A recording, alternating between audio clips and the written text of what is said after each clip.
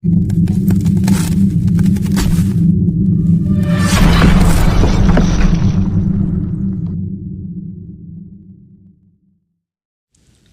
ini merupakan lanjutan kisah saat Atapi dan Watapi melihat Resi Agastya melewati wilayah mereka. Mereka memutuskan untuk memakan Resi Agastya. Atapi menyamar menjadi seorang penduduk dan berkata, "Sepertinya kamu datang dari jauh. Aku tidak akan membiarkanmu pergi tanpa mendapatkan makanan. Gubukku ada di dekat sini, ikutlah denganku." Atapi kemudian mengajak Resi Agastya ke rumahnya dan memberinya makanan.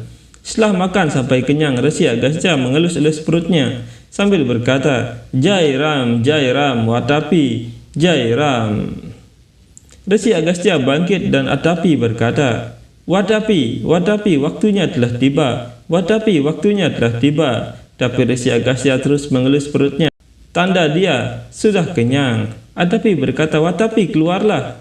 Resi, apa yang telah kamu lakukan dengan saudaraku? Katakan padaku apa yang telah kamu lakukan. Di mana saudaraku?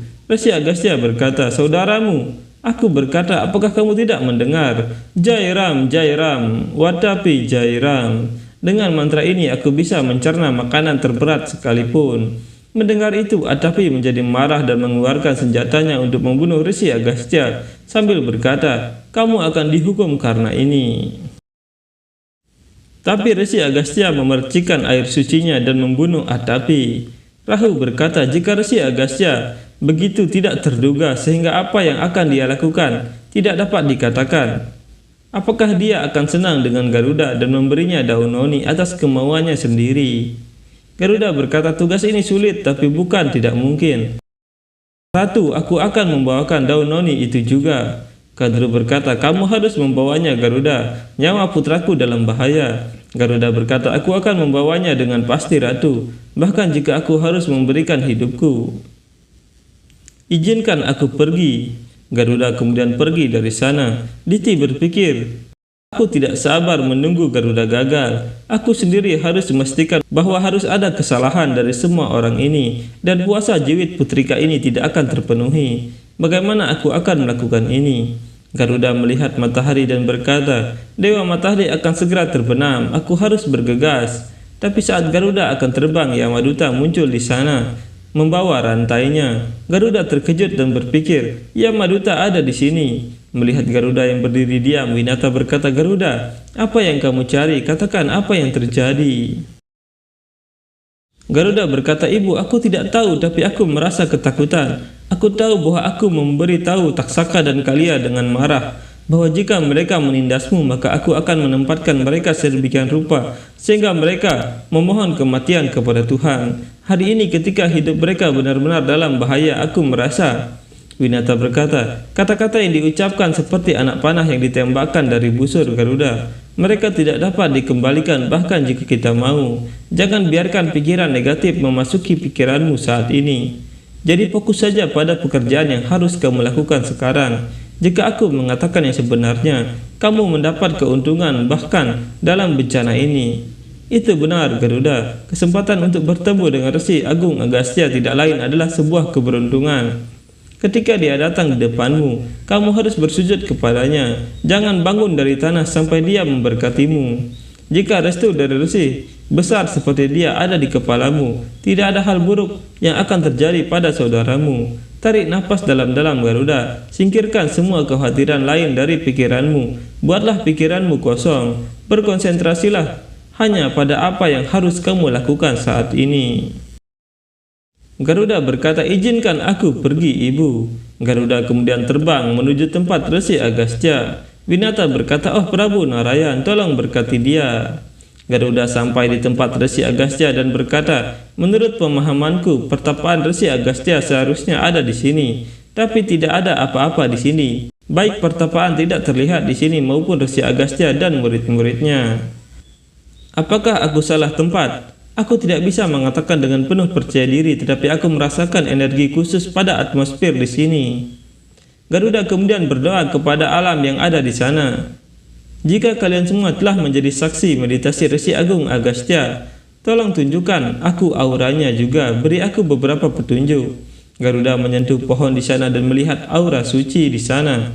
Garuda berkata, artinya aku berada di tempat yang tepat. Sekarang aku hanya perlu bertemu dengan Resi yang agung dengan mengikuti aura ini. Garuda terus berjalan mengikuti petunjuk aura yang muncul dari alam. Garuda akhirnya sampai di pertapaan Resi Agastya dan Resi Agastya keluar dari pertapaannya sambil mengucapkan nama Prabu Mahadewa. Garuda merasa beruntung melihat Resi Agastya tepat di depannya. Garuda kemudian bersujud di hadapan Resi Agastya sambil berkata, "Salam Resi." Resi Agastya berkata, "Bangunlah nak." Garuda berkata, "Maafkan aku, tapi sampai kamu meletakkan telapak tanganmu di kepalaku sebagai restumu, aku tidak akan bangun."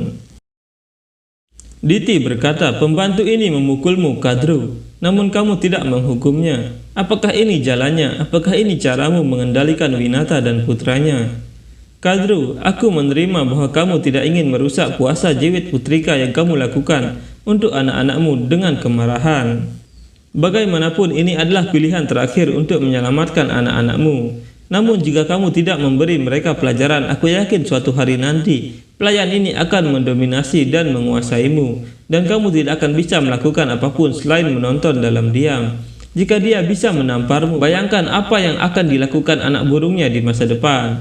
Mendengar itu, Kadru tertawa dan Diti berkata, "Apakah kamu tertawa, Kadru?" Kadru berkata, "Aku yakin kamu tidur nyenyak di surga."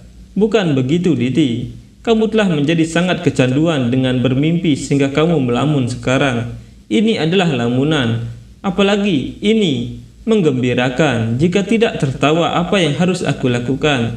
Aku bahkan tidak bisa membayangkan bahwa Winata pengecut yang setiap detik kata-katanya dimulai dengan permintaan maaf akan menguasaiku. Dia seperti semut bagiku. Seperti semut yang membawa 100 kali beratnya sendiri dengan cara yang sama. Winata memikul beban rasa bersalahnya, janjinya, kebaikannya, dan belas kasihan, dan itu membebaninya. Tidak mungkin dia meninggikan suaranya di depanku, itu mustahil." Kadru kemudian pergi dari sana.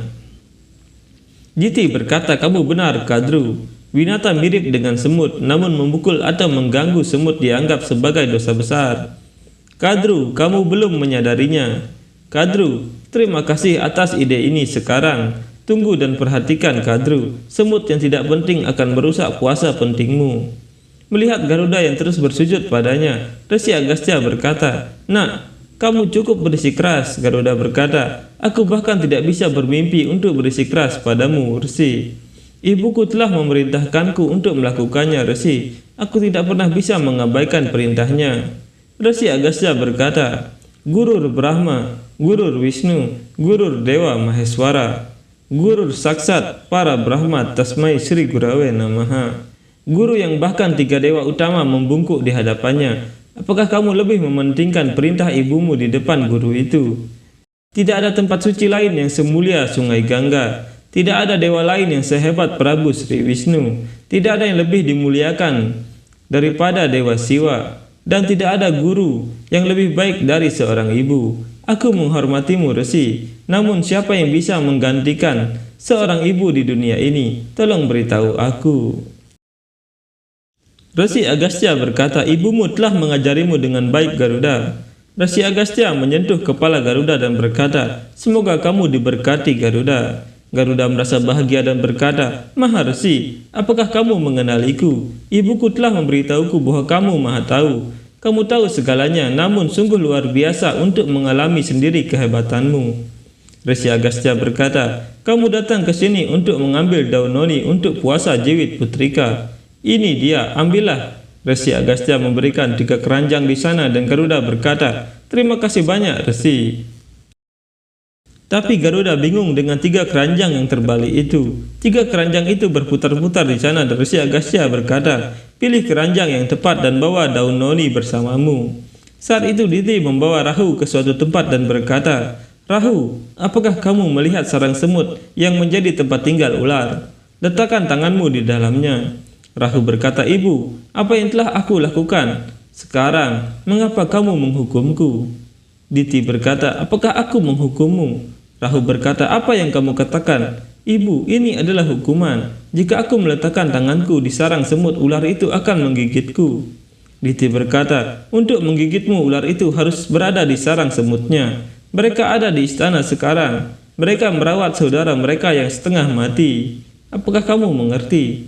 Rahu berkata, "Oh ya, lalu kenapa kamu ingin aku melakukan ini?"